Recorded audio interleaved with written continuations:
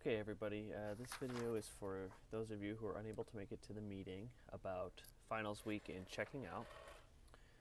So we're going to go over some of the finals week procedures and policies, and then also discuss how you guys can check out for the end of the semester. So during finals week, we have 23-hour quiet hour rules. They began last Friday, and they are in effect until the end of finals week after exams on Thursday. 9 p.m. is the loud hour. Since many of you are in houses or apartments, this is not really an issue for you, but for some reason, if your neighbors or somebody in your house is being loud and you can't study, please let your RA know and we'll go ahead and take care of that for you. But please be courteous for the people who are studying and kind of observe those 23-hour quiet hours this week. So checking out. Many of you will be moving out for the summer. We will go over kind of what to do if you are staying for the summer, but first we're going to talk about if you're leaving for the summer. So the first thing that everybody should do is read the email sent out by Rachel Walter. She's the Director of Housing, and she sent you an email with a memo that outlined the procedure for checking out of your room. And there's a memo attached to an email from Rachel, and you just have to open that, and there's a detailed list of what your room should look like, as you see pictured here on this slide, as well as how to check out with your RA. So everybody will be using an easy checkout form, or they will be meeting with their RA personally to check out. We prefer to use the easy checkout, but for some reason you want your RA to be there when you're checking out, you have to set up an appointment with them to check out of your room, and they'll basically go through and fill out their paperwork while you're standing there, and then you'll both sign it. If you choose that option, you must set up a meeting with the RA by emailing them by 7 p.m. the day before. So if you're going to check out on Thursday, you would need to email them to set up a meeting by 7 p.m. on Wednesday night. The more preferred option, and what most people will typically do, is use the easy checkout forms. These are envelopes that you can get on the door, the outside of the door of Student Affairs on first floor Old Main. Or your RA also has a big stack of them probably in their room that you can talk to them about getting. Basically, it asks for your name, information, and why you're checking out. And then you go ahead and put your 2 keys in there when you're done moving everything out of your room and seal it up. Once you have the completed envelope with your keys inside and it's sealed and everything's out of your room, you lock your door and you turn in that envelope to either Student Affairs, where you got it, and that's again on first floor Old Main. You can slide it under the door of Student Affairs if we're closed, or you can just hand it to our administrative assistant or the RDs working. Or you can hand it in person to your RA.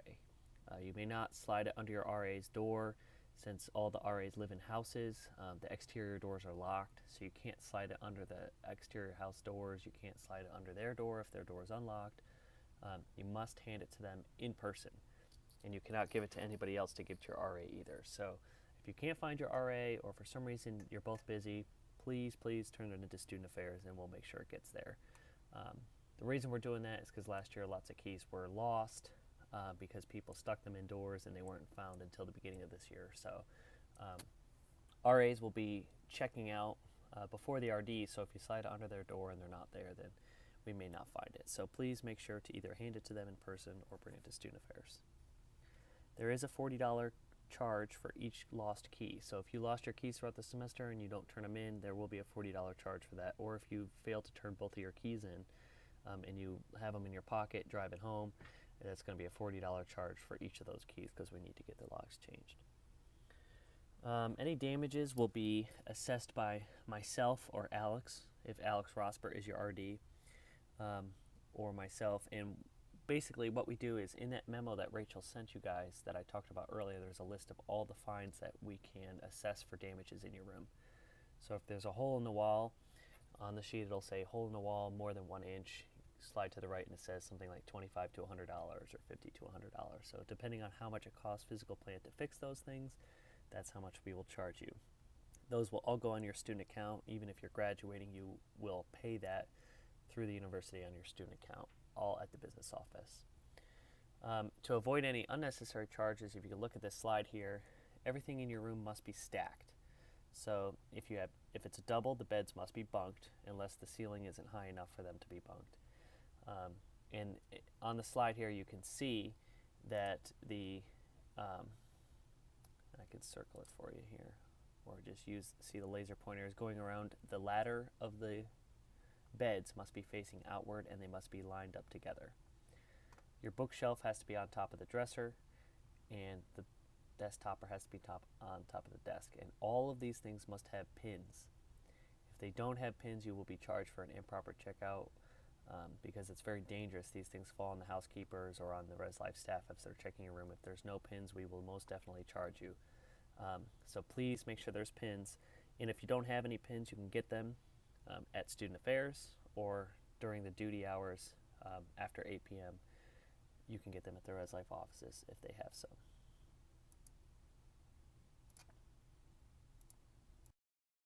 Okay, so for those of you who are staying over the summer, depending on how long you stay, will determine where you have to live. So if you're just simply staying, if anybody is staying past Friday, in the memo from Rachel Walter, there is a link to a form that says I am staying late. It's basically a Google form that says, you know, what your name is, your ID number, where you live, and how long you'll be staying and for what reason you're staying. So say you're graduating, or you're on a sports team, or you have to do some sort of professional training with pharmacy, PT, OT, whatever it might be. Those are all fine, but we still need you to fill out that form. And a lot of those reasons for staying late are already on that form for you to choose. There's also an other spot, say you're staying to watch a friend graduate, then there's an other, you can type that in. For those of you who are not required to stay, you would be charged $15 per night after that point for every night that you stay in your room. And for those of you who are staying past May 5th, which is next week, you'll have to move into a townhouse, because then you are considered a summer resident at that point, and we need to clean your room out and get it ready for the summer residents who live in the residence hall. So you would then move to a townhouse. And if you have questions about this, feel free to ask myself or Alex Rosbert.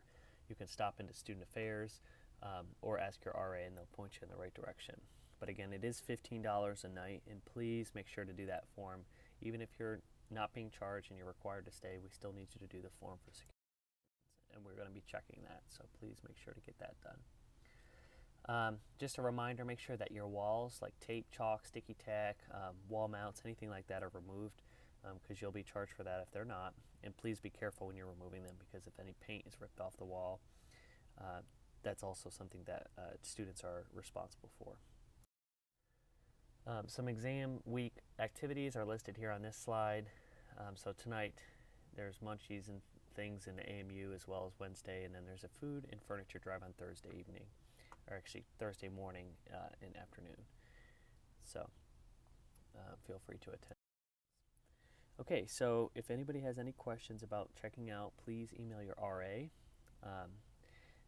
or talk to myself or Alex, or stop into Student Affairs, and we'll be happy to answer any questions.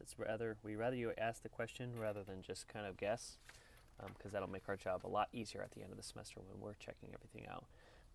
And to prove that you've watched this video, please email your RA your favorite color. So say your RA is Ashley, you say, Ashley, my favorite color is green, and that'll be the proof that you watched this video. If she doesn't receive, or your RA doesn't receive an email from you, they will be setting up a personal meeting with you at that point. So if you guys have any further questions, let us know, and have a great finals week and a great summer. Thanks.